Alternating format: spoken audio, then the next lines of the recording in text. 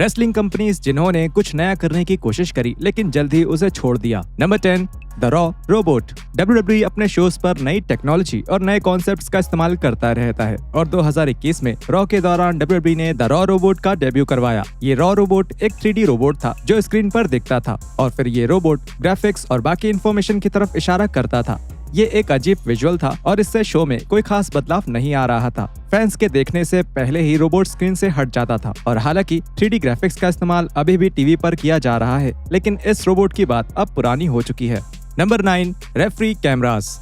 अपनी कामयाबी के सालों में WCW ने ऐसे बहुत सारे नए आइडियाज का इस्तेमाल किया जो आज तक बहुत कारगर है। 90 के दशक में WCW ने रेफरी आई कैम नाम का एक कॉन्सेप्ट निकाला था जिसमें रेफरी अपने सर पर कैमरा लगा हुआ एक हेलमेट पहनता था। हालांकि ये सुनने में अजीब लग सकता है, लेकिन ये काफी सफल हुआ था। इसकी वजह से घर पर बैठे हुए फैंस को भी WCW के वॉर गेम्स मैचेस देखने का मौका मिलता था। ये कॉन्सेप्ट बहुत अच्छा था, लेकिन इसमें एक ही दिक्कत थी और वो ये कि रेफरी थोड़ा अजीब दिखता था क्योंकि उसके सर पर एक कैमरा लगा हुआ था। हालांकि ये कॉन्सेप्ट जल्द ही खत्म हो गया, लेकिन 2000s में CML प्रमोशन ने इसकी नकल करी, तो ऐसा माना जा सकता है कि WCW के रेफरी कैमरा वाले कॉन्सेप्ट ने प्रो रेसलिंग इंडस्ट्री पर कुछ असर तो पक्का डाला है।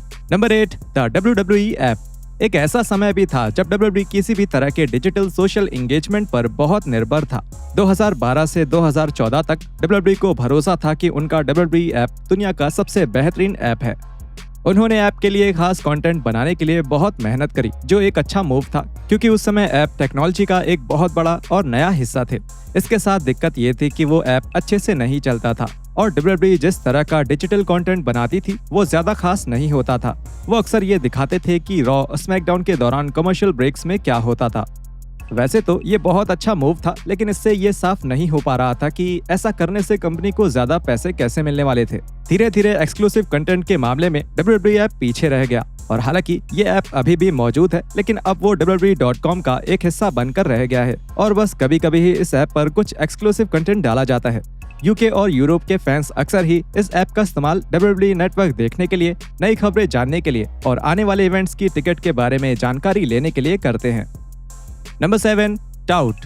WWE को 2012 में इतना ज्यादा भरोसा था कि टाउट ही अब अगला फेसबुक या ट्विटर बनने वाला है कि उन्होंने उस नेटवर्क के साथ एक डील भी साइन कर लिया। 2012 के समस में अनौपचारिक तौर पर इस पार्टनरशिप और इन्वेस्टमेंट के बारे में बयान जारी किया, जिसमें उन्होंने कहा WWE ने आज टाउट इंडस्ट्रीज इंक के साथ एक इन्वेस्टमेंट और पार्टनरशिप की घोषणा करी है, जिसका फायदा अब WWE के सभी एसेट्स जैसे TV program, live events, digital, print और सोशल मीडिया के 100 मिलियन से भी ज्यादा फॉलोवर्स उठा सकते हैं। टाउट के प्लेटफॉर्म पर अब रियल टाइम वीडियो अपडेट्स दिए जाएंगे, जिससे WWE के फैंस को एक नया सोशल एक्सपीरियंस मिलेगा। टाउट एक वीडियो प्लेटफॉर्म था और WWE उससे इतना ज्यादा ऑब्सेस्ड हो चुका था कि इससे फैंस परेशान होने लगे थे। WWE अपने रेसलर्स से ऐप के लिए छोटे प्रोमोस बनवाता था और सभी फैंस यही सवाल करते थे कि इन प्रोमोस को ट्विटर या फेसबुक पर क्यों नहीं डाला जाता, जो ज्यादातर लोग पहले से ही इस्तेमाल कर रहे हैं। WWE ने ये पार्टनरशिप 2014 तक कायम रखी, जिसके बाद उन्होंने इस प्लेटफॉर्म पर वीडियोस डालनी बंद कर दिया और इसके साथ ही किसी भी WWE प्रोग्रामिंग पर उनका नाम भी नहीं लिया जाता था। टाउट कंपनी 2019 में हमेशा के लिए बंद हो गई और ऐसी अफवाह है कि WWE ने अपने इस असफल सोशल नेटवर्क में लगभग $5 मिलियन तक की इन्वेस्टमेंट करी थी। Number 6, WWE's questionable graphics. एक रेसलिंग कंपनी की प्रेजेंटेशन में ग्राफिक्स बहुत जरूरी हिस्सा होते हैं, लेकिन 2017 से 2018 तक विजुअल मीडियम के मामले में उनकी समझ बिल्कुल गलत थी। उन्होंने शिंसुके नाकामुरा और उसोस जैसे रेसलर्स के लिए नए ग्राफिक्स का इस्तेमाल करना शुरू कर दिया और वो सच में हैरान कर देने वाले थे। नाकामुरा की एंट्री के लिए उन्होंने बस स्क्रीन पर रॉक स्टार शब्द चिपका दिया था और इससे पहले से ही बेहतरीन एंट्रेंस में कोई बदलाव नहीं आया। और अगर द यूसोस की बात करें तो जब भी वो कोई प्रोमो बनाते थे और लॉकडाउन शब्द का इस्तेमाल करते थे, तब स्क्रीन पर जेल की सलाखें दिखती थी। ये बहुत ही बेकार विजुअल था और इससे द यूसोस के किरदार में कुछ नया नहीं जुड़ा था। ऐसा बताने की जरूरत नहीं है कि इन ग्राफिक्स के साथ एक दिक्कत उनका नेचर ही था। WWE की ऑडियंस इतना तो समझ सकती थी कि लॉकडाउन का मतलब जेल की सलाखों से है और इसलिए ये ग्राफिक इस बात का सबूत है कि WWE को अपनी ऑडियंस कितनी नासमझ लगती है। अच्छी बात यह थी कि इन ग्राफिक्स का इस्तेमाल ज्यादा समय तक नहीं हुआ और आज भी अक्सर सोशल मीडिया पर WWE के फैंस इन ग्राफिक्स का मजाक बनाते हैं। Number 5, the 2 out of 3 falls era. 2019 में WWE लोगों का ध्यान अपनी तरफ नहीं कर पा रहा था, इसलिए उन्होंने अपना टीवी प्रोडक्ट और अट्रैक्टिव बनाने के लिए कुछ बदलाव किए। एक नया कॉन्सेप्ट जो इस दौरान लाया गया था वो था हर हफ्ते रॉ स्मैकडाउन पर एक 2 out of 3 फॉल्स मैच। इसको लाने के पीछे एक और कारण ये था कि विंस मैकमैन चाहते थे कि सारे टीवी मैचेस एक ही सेगमेंट पे खत्म हो जाने चाहिए। 2019 में PW इनसाइडर ने मैकमैन की सोच पर और रोशनी डालते हुए बताया कि WWE टीवी के लिए विंस मैकमैन का नया फरमान ये है कि सारे मैचेस एक सेगमेंट में खत्म होने चाहिए और 2-3 सेगमेंट्स तक नहीं चलने चाहिए। ये फरमान पिछले हफ्ते के रॉ में हमें देखने को मिला और इसलिए कुछ मैचेस इतने छोटे थे। जैसा कि हमने देखा है, इस नियम से बाहर वो मैचेस हैं जिसमें एक से ज्यादा फॉल्स होंगे, जिसमें एक सेगमेंट में एक फॉल दिखाया जाएगा और इसलिए कोफी किंगस्टन ने रॉ स्मैकडाउन पर मल्टीपल फॉल मैचेस में हिस्सा लिया। उन्होंने इस कॉन्सेप्ट को इतना ज्यादा करना शुरू कर दिया कि फैंस इस तरह के मैचेस से परेशान हो गए। इस तरह के मैच टाइप को खास होना चाहिए, लेकिन हर हफ्ते इस कॉन्सेप्ट को लागू करने से कभी न कभी तो ये पुराना लगना ही था और ऐसा हुआ भी। Number 4, the TNA ranking system. जब 2010 में हल्क होगन और एरिक बिशॉफ TNA में आए, तब उनके नए आइडियाज में से एक ये भी था कि TNA एक वीकली रैंकिंग सिस्टम बनाएगा। वैसे तो ये एक अच्छा आइडिया था, लेकिन ये तभी मुमकिन होता अगर TNA इसे संभाल पाती और अच्छे से प्रेजेंट करती, जिससे लोगों को इसमें दिलचस्पी होती। TNA ने बताया कि ये टॉप 10 रैंकिंग फैंस के वोट्स, हार जीत के रिकॉर्ड्स और एक नई चैंपियनशिप कमेटी जिसमें होगन, बिशॉफ और डिक्सी कार्टर शामिल होंगे, उनके सुझाव से तय किया जाएगा। इन रैंकिंग्स के टॉप पर आने वाले रेसलर्स को TNA वर्ल्ड टाइटल का पहला दावेदार भी माना जाएगा और ऐसा दिखाया गया कि वोटिंग के पहले हफ्ते में फैंस ने हजारों की संख्या में डेस्मोंड वुल्फ के लिए वोट किया था। ये जानना जरूरी है कि इस समय वुल्फ TNA के टॉप हील्स में से एक थे और TNA को ये समझाने में बहुत दिक्कत हुई कि फैंस ने आखिर एक पसंदीदा बेबी फेस की जगह एक हील को इतने वोट्स क्यों दिए। फिर पता चला कि फैंस ऑनलाइन वोटिंग सिस्टम में एक से ज्यादा बार वोट कर सकते थे, जिसकी वजह से फैंस ने घंटों तक लगातार सिर्फ वुल्फ को ही वोट दिया और वो टॉप पर आ गए। TNA इस बात से बहुत परेशान हो गई कि जिन रेसलर्स का नाम वो चाहते थे वो टॉप पर नहीं आ रहा था और इसी वजह से उन्होंने हर हफ्ते नई बुकिंग करनी शुरू कर दी और वुल्फ जैसे रेसलर्स ने वर्ल्ड टाइटल जीतने का अपना मौका खो दिया और उससे TNA ने ऑडियंस को एक सीधा मैसेज भेजा। जब बिशॉफ और होगन को ये समझ आ गया कि फैंस को किसी भी तरह का पावर देने से उनके क्रिएटिव डायरेक्शन पर असर पड़ सकता है, तब धीरे धीरे ऑनलाइन वोटिंग के इस सिस्टम को हटा दिया गया। Number 3, the electric chair.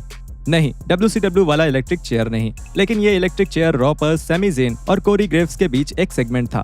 ये सेगमेंट जो रॉ पर दिखाया गया था, इसमें सैमी ज़ेन एक इलेक्ट्रिक चेयर पर बैठते हैं और फैंस के सवालों का जवाब दे रहे थे। हो सकता है ये सेगमेंट रोस्टर पर नए किरदार बनाने के लिए डिजाइन किया गया हो, लेकिन फैंस को पता चलने से पहले ही इस सेगमेंट को हटा दिया गया। इस सेगमेंट में ज़ेन ने AEW का नाम ले लिया था और हालांकि रिपोर्ट्स के मुताबिक विंस ने उन्हें राइवल कंपनी का नाम लेने की इजाजत दी थी, लेकिन इस नाम को सुनकर फैंस का रिएक्शन ही विंस के लिए काफी था कि वो इस नए कॉन्सेप्ट को हमेशा के लिए बंद कर दें। Number 2, post match interviews. WWE हमेशा से ही अपने प्रोडक्ट में स्पोर्ट्स से जुड़े सारे एलिमेंट्स लाने से झिझकती रही है। विंस मैकमैन हमेशा कहते थे कि WWE बस मनोरंजन का एक जरिया है और WWE के रेसलिंग या एथलेटिक एलिमेंट को बढ़ावा देने वाली हर बात को अक्सर वो नजरअंदाज कर देते थे। 2016 के बंटवारे के बाद एक बार मैकमैन ने WWE क्रिएटिव्स के एक स्पोर्ट्स स्टाइल पिच को मंजूरी दी थी। उन्होंने बाकी बेट स्पोर्ट्स की तरह ही पोस्ट मैच इंटरव्यूज करना शुरू कर दिया था। कभी कभी एक जीतने या हारने वाले रेसलर का रिंग के बाहर ही इंटरव्यू ले लिया जाता था और यह स्टोरी बताने का एक अच्छा तरीका था। जब फिन बैलर ने रॉ पर रोमन रेंस को पिन किया था, तब भी ऐसा ही कुछ हुआ था। हारने के बाद रेंस का इंटरव्यू लिया जा रहा था और इससे रेंस के किरदार को बहुत मदद मिली थी, जिसकी उस समय फैंस के बीच बहुत मांग भी थी। इन इंटरव्यूज को जल्द ही बंद कर दिया गया, जो बहुत शर्म की बात है क्योंकि वो बहुत शानदार थे और WWE ने कभी इसकी वजह नहीं बताई कि इस आइडिया को क्यों रोका गया। लेकिन हो सकता है मैकमैन इस बात से खुश ना हो, जिसके कारण इंटरव्यूज बंद कर दिए गए। Number 1, Tuesday PPV events. वैसे तो WWE अपने पे पर व्यू इवेंट्स हमेशा संडे के दिन के लिए ही बुक करते थे। काफी सालों तक संडे को ही एक रेसलिंग पे पर व्यू के लिए सबसे सही दिन माना जाता रहा है, लेकिन हाल ही के सालों में अब ये पे पर व्यूज सैटरडे को होने लगे हैं और फैंस भी इस मूव से बहुत खुश हैं। फैंस को ये नहीं पता होगा कि 90s के दशक की शुरुआत में WWE का मानना था कि ट्यूसडे का दिन ही पे पर व्यू इवेंट्स के लिए सबसे सही दिन हो सकता है। WWE ने टेक्सास पे पर व्यू ट्यूसडे को रखा और इस इवेंट में एक से बढ़कर एक मैचेस रखे गए, जिसके मेन इवेंट में हल्क होगन और द अंडरटेकर ने वर्ल्ड टाइटल के लिए मैच किया। WWE के लिए बुरी बात ये थी कि पे पर व्यू बुरी तरह असफल रहा था। इस पे पर व्यू में ज्यादा टिकट्स नहीं बिकी थी और कंपनी इस बात से बहुत निराश हो गई थी, जिसके बाद ट्यूसडे वाले दिन पे पर व्यूज कराने के आगे सभी प्लान्स को खारिज कर दिया गया।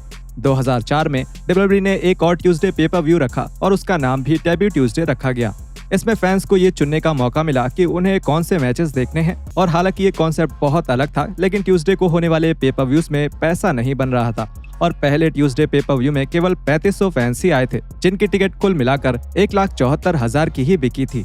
इस सब के बावजूद भी उन्होंने अगले साल फिर से ऐसा करने की कोशिश करी, लेकिन टिकट्स की बिक्री उतनी ही रही, जिसके बाद WWE ने इस इवेंट का नाम ही बदल दिया। टैबू ट्यूसडे इवेंट्स का फॉर्मूला तो वही रहा, लेकिन उसका नाम बदलकर अब साइबर संडे रखा गया, जो संडे को ही होता था। ये WWE के लिए अच्छा फैसला साबित हुआ, क्योंकि इस शो के 2006 के एडिशन में 2,28,000 पेपर व्यू बायस हुए थे, जो टैबू ट्यूसडे के मुकाबले बहुत ज्यादा थे। और यहाँ खत्म होती है हमारी उन कंपनीज की लिस्ट जिन्होंने कुछ नया करने की कोशिश करी, लेकिन जल्द ही उन्हें बंद भी कर दिया गया। वीडियो कैसी लगी ये हमें नीचे कमेंट्स करके जरूर बताएं, और हम मिलते हैं आपसे अगली वीडियो में ऐसे ही कुछ और रेसलिंग कंटेंट के साथ।